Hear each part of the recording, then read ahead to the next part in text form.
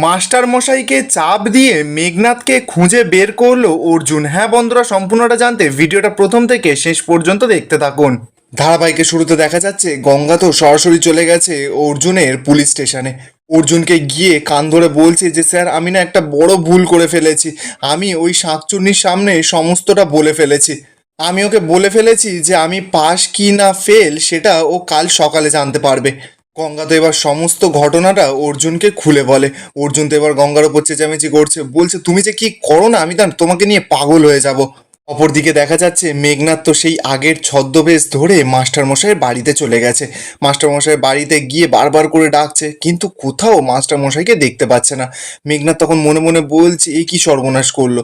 গিয়ে জানলা দরজা সমস্ত কিছু খোলা, কিন্তু মাস্টারমশাই ঘরেতে নেই। হ্যাঁ, মেঘনাথ তো এবার বাইরে এসেছে। বাইরে এসে একজন মহিলা সেখান থেকে যাচ্ছিল।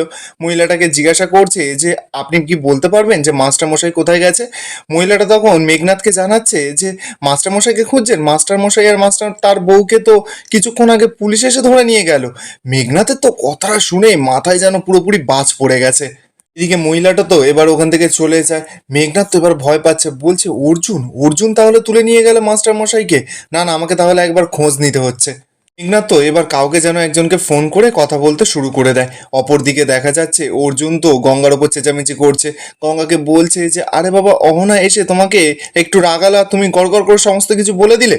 আর তুমি এই অ্যাটিটিউড নিয়ে পুলিশ হবে, পুলিশ অফিসার আর তোমার হওয়া হবে না। তুমি আবার স্বপ্ন দেখো। আর তুমি এই বুদ্ধি নিয়ে পুলিশ অফিসার কি করে হবে ভাবলে আমি বুঝতে পারছি না, এবার আমি কি করব। গঙ্গা তো এবার খুব ভয় পাচ্ছে, গালে আঙুল দিয়ে খুব চিন্তা করছে, টেনশন করছে। অর্জুন তো এবার গঙ্গার কাছে আবারও এসেছে।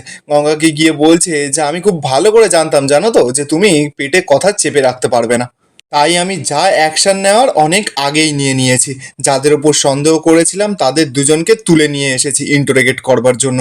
কথাটা শুনেই তো গঙ্গার মুখে এবার যেন একটু হাসি ফোটে। অর্জুন তো এবার রেগে মেগে গঙ্গাকে বলছে তোমার যেই অনিচ্ছাকৃত ভুলের জন্য আমাদের যে ক্ষতিটা হতে পারতো সেটা এখন আর আপাতত হবে না।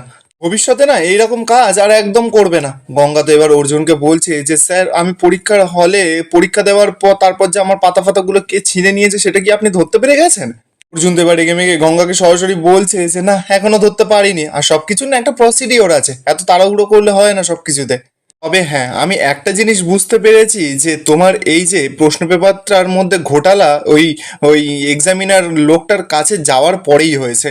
কারণ এক্সাম হলে কখনো এটা করা সম্ভব হবে না, কারণ সেখানে এক্সামিনার রয়েছে, তারপরে হলে আরও সব ম্যাম স্যার ম্যামরা থাকে, তারপরে হেড স্যার থাকে, হেড ম্যাম থাকে, এমনকি পুলিশ পোস্টিংও ছিল পর্যন্ত ওখানে।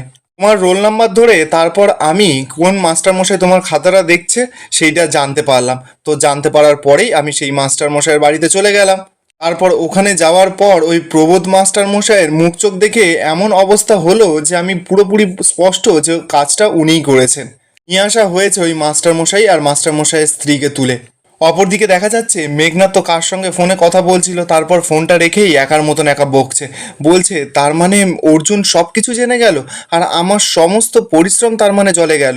এখন তো ওই প্রবোধ মাস্টারমশাই কি বলবে তাও তো জানি না, যদিও আমি আর অহনা তো ছদ্মবেশেই ছিলাম। তাও কি যে হবে কি জানি। আরে বাবা, প্রত্যেকবার যে এই প্ল্যানটা কিভাবে ভেস্তে যায় আমি না সত্যি বুঝতে পারি না। অপরদিকে দেখা যাচ্ছে অর্জুন তো ইন্টারোগেশনের জন্য ভেতরে চলে গেছে। গঙ্গা তো উঁকি ঝুঁকি মারবার চেষ্টা করছে। ঠিক তখনই তো সুনন্দা সেখানে আসে। সুনন্দা এসেই গঙ্গাকে বলছে গঙ্গা তুমি চা খাবে। গঙ্গা তো ওইসব কোনো কথাই ভ্যালু দেয় না। সুনন্দাকে বলছে যে আচ্ছা, ওই যে স্যার কিভাবে ইন্টারোগেশন করে সেটা আমি কি আমাকে একটু বলবে। সুনন্দা তখন গঙ্গাকে বলছে যে হ্যাঁ, স্যার খুব ভালো ইন্টারোগেশন করে, আসামিদের পেট থেকে না সরসর করে কথা বের করে নেয়। গঙ্গা তো এবার সুনন্দার কাছে বায়না ধরেছে, বলছে যে স্যার কিভাবে ইন্টারোগেশন করে আমাকে একটু দেখাবে, প্লিজ আমাকে নিয়ে চলো না, আমি তোমাকে কষা কষা ঝাল ঝাল মাংস খাওয়াবো। সুনন্দা তো এবার পুরো অবাক, গঙ্গাকে বলছে তুমি কি খেপেছো, আমি ওখানে তোমাকে নিয়ে যাব আর তুমি আমাকে মাংস খাওয়ার ঘুষ দিচ্ছ। তুমি জানো স্যার যদি জানতে পারে কি করবে আমাকে। গঙ্গা তখন বলছে আরে বাবা, কিচ্ছু হবে না, স্যার জানতেই পারবে না, আমরা তো বাইরে থাকবো, স্যার জানতে পারবে না, তুমি একটু ব্যবস্থা করে দাও না সুনন্দাদি। সুনন্দা তো প্রথমে এক ফোঁটাও রাজি হচ্ছিল না। গঙ্গা বারবার করে জোর করাতে সুনন্দা এবার রাজি হয়। সুনন্দা গঙ্গাকে বলছে তবে একটা কথা, স্যার যেন না কোনোভাবে এটা জানতে পারে। গঙ্গা তো সঙ্গে সঙ্গে রাজি হয়ে যায়, সুনন্দাকে বলছে যে হ্যাঁ হ্যাঁ আমি রাজি রাজি, চলো না কীভাবে ইন্টারোগেশন করে আমি শুধু দেখবো। এরপর অর্জুন যেখানে মাস্টার মশাইয়ের বউকে ইন্টারোগেশন করছে, সেখানেই তো সুনন্দা গঙ্গাকে নিয়ে যায়। একটু বাইরে থেকে গঙ্গাকে একটা জানলার ফাঁক দিয়ে দেখতে বলছে যে এখান থেকে সমস্ত কিছু দেখতেও পাবে, শুনতেও পারবে, তুমি এখান থেকে দাঁড়িয়ে দাঁড়িয়ে দেখো।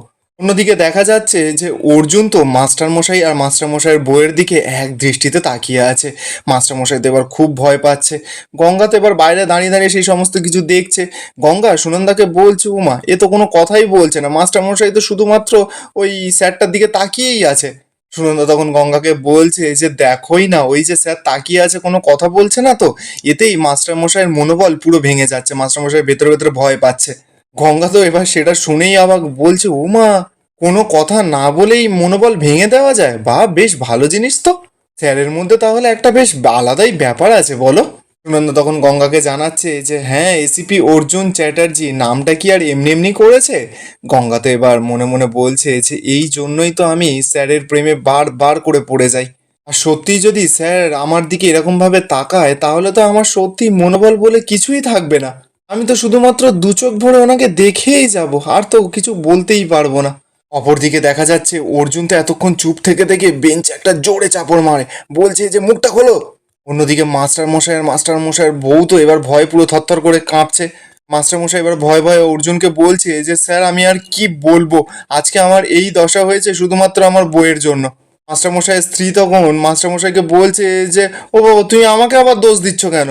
মাস্টারমশাই তখন মাস্টারমশাইয়ের স্ত্রীকে জানাচ্ছে যে হ্যাঁ, আমি তোমাকে দোষ দেবো না তার কাকে দোষ দেবো। স্যার জানেন তো, সারাক্ষণ শুধুমাত্র এটা আনো সেটা আনো, আমাকে এখানে নিয়ে চলো ওখানে নিয়ে চলো, এই করতে থাকে। স্যার আপনি একটা কাজ করুন, আমার স্ত্রীকে না জেলের ভেতরে ঢুকিয়ে দিন, এ না সাংঘাতিক মহিলা, একে না আমি আর বাড়িতেই নিয়ে যাব না। অর্জুন তো এবার চিৎকার করে মাস্টারমশাইকে বলছে যে আপনি এবার চুপ করুন। দেখুন, আমি কিন্তু ঠান্ডা মাথায় জিজ্ঞাসা করছি, আমি মাথা গরম করতে চাইছি না। আগে বলুন যে গঙ্গার খাতাটা কে ছিঁড়েছিল, আর কারা এসেছিল, কারা তোমাদেরকে কি বলে গেছে, সব কিন্তু আমাকে খুলে খুলে বলুন। মাস্টারমশাই তো এবার মুখ খুলেছে। মাস্টারমশাই অর্জুনকে জানাচ্ছে যে স্যার আমি না ও বিকালে বসে বসে খাতা দেখছিলাম, ঠিক তখনই দুজন আমাদের ঘরে এলো। অর্জুন তখন জানাচ্ছে যে দুজন, দুজন মানে দুজন কি পুরুষ। মাস্টারমশাই তখন বলছে যে না না, দুজন পুরুষ ছিল না, একজন মহিলা আর একজন পুরুষ ছিল। অর্জুন তখন বলছে যে তারপর মাস্টারমশাই তো তখন সব ঘটনা খুলে বলতে শুরু করে। বলছে যে ওরা এসেই না গঙ্গাপালের খাতাটা দেখতে চাইলো, কিন্তু আমি প্রথমে না করেছিলাম, কিন্তু ওনারা আমার থেকে জোর করে খাতার পেজটা নিয়ে মাঝখান থেকে দুটো পাতা ছিঁড়ে জোর করে ওই পাতা দুটো পুড়িয়ে ফেললো। গঙ্গা তো এবার বাইরে থেকে সেই সমস্ত কিছু শুনে রেগে পুরো লাল হয়ে যাচ্ছে। বলছে যে আমার পাতা দুটো পুড়িয়ে দিল, আমার এত কষ্ট করে লেখা পরীক্ষার পাতাগুলো পুড়িয়ে দিয়েছে। আমার না ইচ্ছা করছে একদম ওদেরকে মেরে মাথাটা পুরো ফাটিয়ে দিই। আর এখানেই আজকের এপিসোডটা শেষ হয়ে যায়।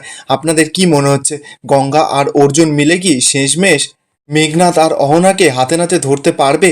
কমেন্টে আপনাদের মতামত অবশ্যই জানাবেন।